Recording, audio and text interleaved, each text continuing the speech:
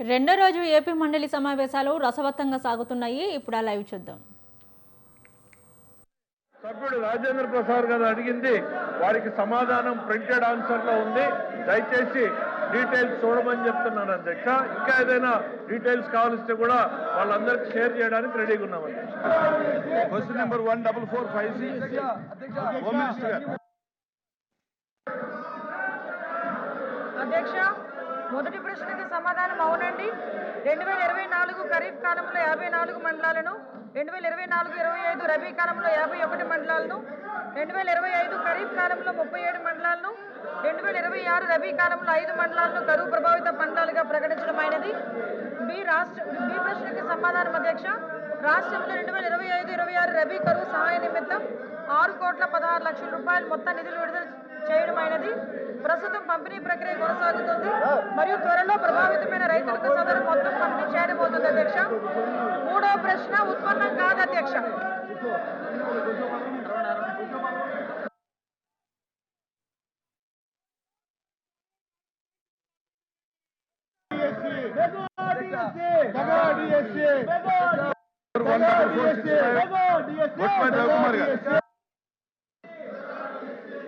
Chairman సాబ్, అవునండి. మొదటి ప్రశ్నకు సమాధానం అవునండి. ఇప్పటి వరకు ఆంధ్రప్రదేశ్లో 21 పంపు స్టోరేజ్ విద్యుత్ ప్రాజెక్టులు వివిధ అభివృద్ధి దశలో ఉన్నట్లు గుర్తించడమైంది.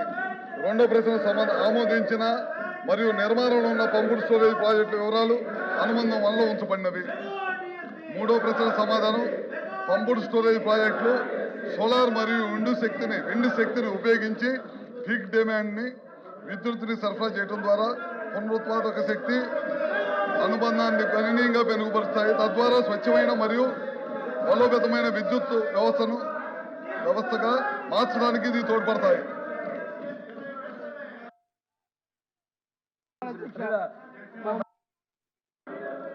అధ్యక్ష, రాష్ట్రంలో కొత్తగా పంప్ స్టోరేజ్ ప్లాంట్కి సంబంధించి ఇందాక 21 ప్లాంట్లు ఉన్నట్లు మంత్రి గారు చెప్పారు అధ్యక్ష. మరి 21 ప్లాట్లకు సంబంధించిన ప్రతిపాదన ఏదైతే ఉందో దాని యొక్క సదరు ప్రాజెక్టు నుండి లభించినటువంటి ప్రయోజనాల గురించి మీ ద్వారా మంత్రి గారిని అడుగుతున్నాను అధ్యక్ష.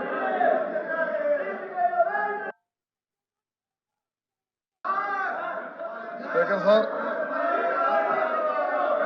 ఎమ్మెల్యే గారు, ఎమ్మెల్సీ గారు ఈ ప్రాజెక్టుల యొక్క ప్రయోజనాలు గురించి అడగటం జరిగింది సార్. పిఎస్పీలు సోలార్ పవర్ ద్వారా పగటిపూట వాటర్ని రిజర్వాయర్లో పంప్ చేసుకొని పీక్ అవర్స్లో విద్యుత్తును ఉత్పత్తి చేయడానికి ఉపయోగపడతాయి సార్. ఇవి పిఎస్పీ ద్వారా గ్రిడ్ని బ్యాలెన్స్ చేయడమే కాకుండా ఫాసిల్ ఫ్యూయల్స్ లైక్ కోల్ కానీ ఆయిల్ కానీ గ్యాస్ కానీ యూసేజ్ని తగ్గించడానికి మరియు క్లైమేట్ చేంజ్ ఛాలెంజెస్ని కంట్రోల్ చేయడం కోసం ఇవి బాగా ఉపయోగపడతాయి సార్. భారత ప్రభుత్వం 2030 నాటికి ప్రధానమంత్రి గారి అధ్యక్షతన ఎట్టి పరిస్థితుల్లో 500 గిగావాట్లు గ్రీన్ ఎనర్జీని ఈ దేశంలో తీసుకురావాలని కోరుకుంటే మన ముఖ్యమంత్రి గారు ఐస్ పాలసీ తీసుకొచ్చి తద్వారా 160 గిగావాట్ల లక్ష్యంగా ఈ ప్రభుత్వం పనిచేస్తుంది. ముఖ్యంగా మన రాష్ట్రంలో దాదాపు 48.01 గిగావాట్ల కెపాసిటీ ఉన్న పిఎస్పీ సైట్లు గుర్తించి వాటి పురోగతి వివిధ స్థాయిలో ఉంది సార్.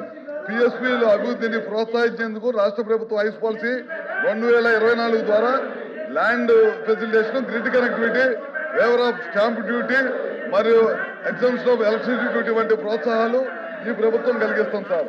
అవే కాకుండా దేశంలో ఫస్ట్ రివర్స్ పంపుడు ప్రాజెక్ట్ నాగార్జున సాగర్లో ఉంటే దాన్ని అనుసరించి ముఖ్యమంత్రి గారు పిన్నాపురంలో దేశంలోనే ఫస్ట్ పిఎస్పీ ఆంధ్రప్రదేశ్లో ఉండటం గర్వకారణం సార్. అది సిబిఎన్ గారు రూపకర్తగా చెప్పుకోవటంలో ఏమాత్రం కూడా సందేహం లేదు. వీటి వల్ల చాలా పెద్ద ఉపయోగం ఉంటుంది. రాబోయే రోజుల్లో క్లైమేట్ ఛాలెంజెస్ని మీట్ కావడం కోసం అదేవిధంగా మనం ఎట్టి పరిస్థితుల్లో 160 గిగావాట్లు 48 గిగావాట్లు ఎట్టి పరిస్థితుల్లో ఈ ప్రభుత్వం తొందరలోని వివిధ దశలోని అన్ని కూడా సర్వే పూర్తి చేసి అన్నిటి కూడా పూర్తి చేసిద్దని చెప్పి మీ ద్వారా సభ్యులకు తెలియజేస్తున్నాం. ఎల్ఓపి గారు చెప్పండి. ఎల్ఓపి గారు. అధ్యక్ష, ఈ 3 నెలల నుంచి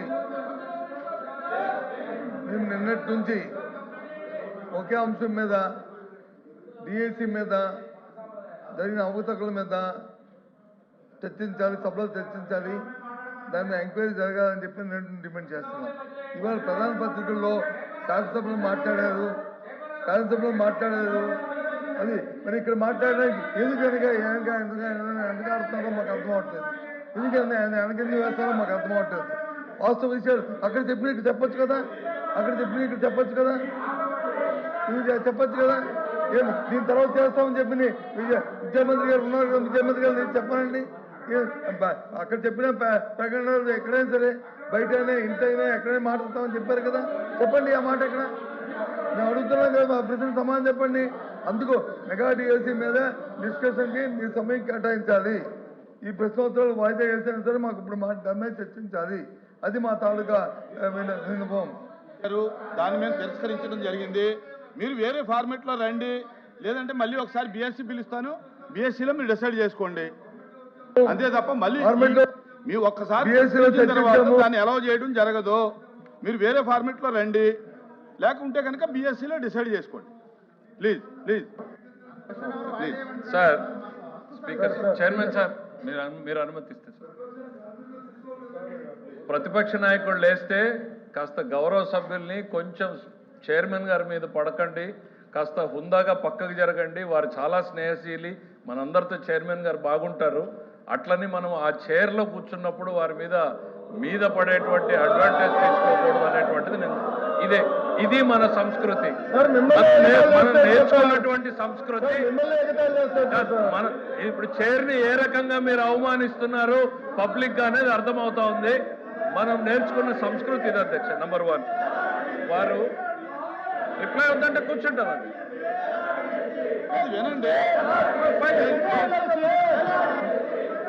డిఎస్సి మీద చర్చించడానికి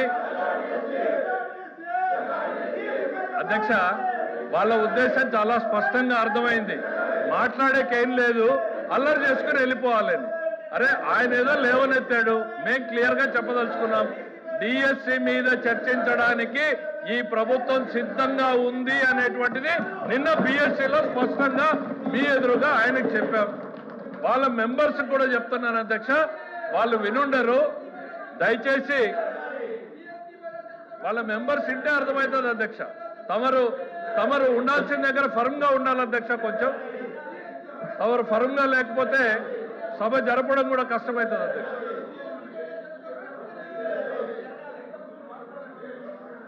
వినండి సార్, గౌరవ ఎల్ఓపి గారు అడిగిన దానికి ప్రభుత్వం నుంచి మా స్పందన ఇచ్చినప్పుడు వినే ఓపిక ఉండాలి. వాళ్ళ అజెండా ఏమైనా ఉండొచ్చు, అజెండా అల్లరి చేసి బయటికి వెళ్ళిపోవడం అనే అజెండా అయి ఉండొచ్చు, చర్చ పెట్టాలనేటువంటి అజెండా అయి ఉండొచ్చు. గవర్నమెంట్ వారి సైడ్ నుంచి నిన్న తమరి సమక్షంలో చాలా డీటెయిల్డ్గా మా వాయిస్ని వినిపించాం. డిఎస్సి మీద చర్చించడానికి ఈ ప్రభుత్వం సిద్ధంగా ఉంది. నువ్వు వచ్చి కూర్చొని చెప్తారా మీరు లెజిస్లేటివ్ అఫైర్స్ మినిస్టర్ చెప్పేటప్పుడు ప్రభుత్వ ఆలోచనని వినకుండా మీరు డిక్టేట్ చేయాలనుకుంటే జరగదు, ఇంపాసిబుల్. ప్రజలు ఎవరు ప్రభుత్వాన్ని నడపాలి అనేటువంటి నిర్ణయాన్ని ప్రజలు డిసైడ్ చేశారు. ప్రభుత్వాన్ని ఎట్లా నడపాలి, ఏ సబ్జెక్టులు తీసుకురావాలనేది ప్రభుత్వం చాయిస్. దయచేసి మీరు అనుకున్నట్టు సభ జరగదు అన్న విషయాన్ని మీరు గుర్తుపెట్టుకోవాలి. ఇక్కడ we are here to discuss about the DSC. ప్రజలకు ఒకవైపు ఎల్నినోతో ప్రజలు ఇబ్బంది పడుతూ ఉంటే తాగునీరు, సాగునీరు, వ్యవసాయం ఏ రకంగా ఈ ప్రభుత్వం వాళ్ళని ఆదుకోబోతున్నాం అనేటువంటి బాధ్యతాయుతమైనటువంటి సమాధానం చెప్పాల్సిన మీరు నిర్లక్ష్యంగా ప్రజల పట్ల ఏమాత్రం కూడా అంకిత భావం లేకుండా వాళ్ళ సమస్యల గురించి చర్చించకుండా కేవలం రాజకీయాలు చేయాలనేటువంటి ఆలోచనతో మీరు ఈ అల్లరి చేసేటువంటి కార్యక్రమం చేస్తున్నారు తప్ప రైతులు ఏ రకంగా ఇబ్బంది పడుతున్నారు, కృష్ణా డెల్టాలో రైతుల పరిస్థితి ఏంటి, గోదావరి డెల్టా ఏంటి, రాయలసీమ ఏంటి, ఉత్తరాంధ్ర ఏంటి, ఈ రైతుల సమస్యల గురించి ఒక్క నిమిషం మీరు మాట్లాడారా? తాగునీటి సమస్యల్ని ఏ రకంగా పరిష్కారం చేయాలనేటువంటి సలహా సూచనలు ఇచ్చారా? ఇన్ని ఇబ్బందులు రాష్ట్ర ప్రజానీకం, దేశం మొత్తం, ప్రపంచం మొత్తం ఎల్లినోతో సఫర్ అవుతా ఉంటే మీకు మాత్రం నిన్నో జబ్బులు పట్టాయి. నిన్నో జబ్బు వచ్చింది మీకు. మీ అజెండా మీకు తప్ప ప్రజల అజెండా మీకు అవసరం లేదు అధ్యక్ష. దిస్ గవర్నమెంట్ ఇస్ కన్సర్న్ అధ్యక్ష. ప్రజల అజెండానే మా అజెండా, ప్రజలకు అవసరమైనటువంటి ఎల్లినో మీద చర్చ పెట్టండి, ఆ తర్వాత మీరు డిఎస్సిని టేకప్ చేయండి అనేటువంటిది మీకు చెప్పాం. దానికి వీఆర్ స్టిల్ స్టికింగ్ ఆన్ అధ్యక్ష. ఎల్ఓపి గారు. లెజిస్లేటివ్ అఫైర్స్ మినిస్టర్ గారు రాష్ట్రం మీద, రాష్ట్ర ప్రజల మీద ఎంత అభిమానాన్ని చూపెడుతున్నారో మేము చూసాం. మరి ఈ అభిమానం అసెంబ్లీలో ఏమైంది అధ్యక్ష? ముందు డిఎస్సీ అక్కడ చర్చించిన తర్వాత ఏదైనా చర్చించారు కదా, మరి అక్కడ ఏమైంది అంటే అక్కడ లేదా ఇక్కడ వచ్చిందా? మేము మొదటగా ఎజెండాలో పెట్టింది మేము, వ్యవసాయం మీద చర్చించాలని అడిగింది మేము, డిఎస్సీ మీద చర్చించిన వెంటనే వ్యవసాయం మీద చర్చించండి, ప్రజలు ఇబ్బంది పడుతున్నారు, వర్షపాతం లేక, ఎరువులు దొరక్క, గిట్టుబాటు ధరలు లేక ఇబ్బంది పడుతున్నారు, అల్లాడుతున్నారు, ఎప్పుడు ఇలాంటి పరిస్థితులు ఈ రాష్ట్రంలో లేవు అని చెప్పింది మేము. ఇటువంటి పరిస్థితుల్లో ప్రజలను ఆదుకోవాలని చెప్పాము. మరి అసెంబ్లీలో మరి ఎందుకు పెట్టారు అధ్యక్ష? అదే ముందు డిఎస్సీ పెట్టండి. అక్కడ లేదా? అక్కడ ప్రజలు కాదా? అక్కడ చర్చించిన ప్రజలు కాదా? అక్కడ వచ్చి వెళ్ళిన రెండో పెడతారు, ఇక్కడ వచ్చి మాత్రం ఇక్కడ అంటే ప్రజల మీద ఎంత శ్రద్ధ ఉందో. క్వశ్చన్ అవర్ అయిన తర్వాత బిఎస్సీ పిలుస్తాము, బిఎస్సీలో డిసైడ్ చేసి మీరు అది లేదు, నన్ను పిలిచారు. ఓపెన్ చేయండి అధ్యక్ష, అధ్యక్ష అధ్యక్ష అధ్యక్ష అధ్యక్ష ఓపెన్ చేయండి. ఇప్పుడు 4 రోజులు పెట్టారు అసెంబ్లీని, ఇంకో 2 రోజులు పొడిగించండి, బిఎస్సీలో పొడిగించండి, మాట్లాడుకుందాం. మాట్లాడదాం. ఎంత ప్రజల మీద వాళ్ళకి అభిమానం ఉందో, ఎంత ప్రజల మీద మాకుందో అసెంబ్లీ కౌన్సిల్ తెలుసుకుందాం. ఇంకో 2 రోజులు పొడిగించండి. అది బిఎస్సీలో జరిగే కార్యక్రమం అండి. 4 రోజులు ఎందుకు పెట్టాలి? అది ఇక్కడ కాదు కదా మనం డిసైడ్ చేసింది, బిఎస్సీలో మాట్లాడు. సరే నేను ఏమి ఇచ్చామో అధ్యక్ష అధ్యక్ష జీవితంలో ఏ ఉద్యోగం ఇచ్చామో, జీవితంలో ఒక్కసారి డిఎస్సీ ఆయన కూడా మంత్రిగా ఉన్నాడు, వీళ్ళు డిఎస్సీ గురించి మాట్లాడతారు, మేము వినాలి. వాళ్ళందరూ గౌరవ సభ్యులు పైనకెళ్ళి డిఎస్సీ గురించి మాకు చెప్తారు, మేము వినాలి. అరే తెలుగుదేశం అంటేనే డిఎస్సీ 1 కాదు, 2 కాదు, 3 కాదు, 4 కాదు, 14 సార్లు డిఎస్సీ ఇచ్చింది తెలుగుదేశం పార్టీ. మీరేమిచ్చారు? ఒక్కటి కూడా ఇవ్వలేదు. మనుషులకు కాస్త ఆలోచన ఉండాలి అంతే. అరచుకోండి, అరవండి చాలు. మన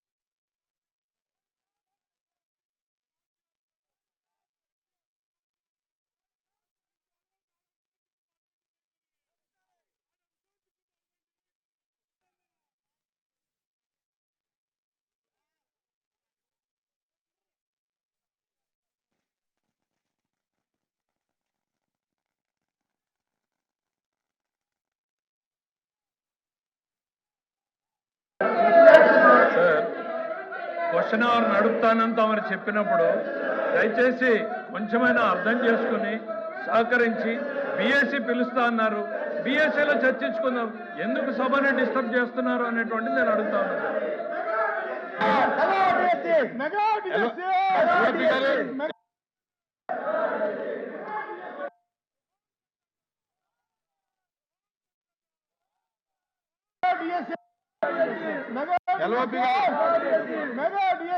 క్వశ్చన్ అవర్ అయిన తర్వాత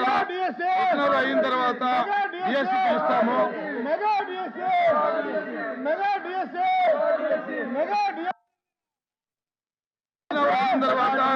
క్వశ్చన్ అవర్ అయిన తర్వాత బిఎస్సీ పిలుస్తాము, బిఎస్సీలో మీరు డిసైడ్ చేయండి. ఎల్ఓపి గారు మైక్ అంటే మేము మా పాయింట్ తీసుకో టైం ఫిక్స్ చేయండి, ఇప్పుడే ఫిక్స్ చేయండి టైం. అంతగా డిఎస్సీ మళ్ళీ ఎందుకు ఇప్పుడు చెప్పండి సభలో దయచేసి సభలో టైం టైం అనేది చెప్పండి, చెప్పండి. అంతే ఏంటిది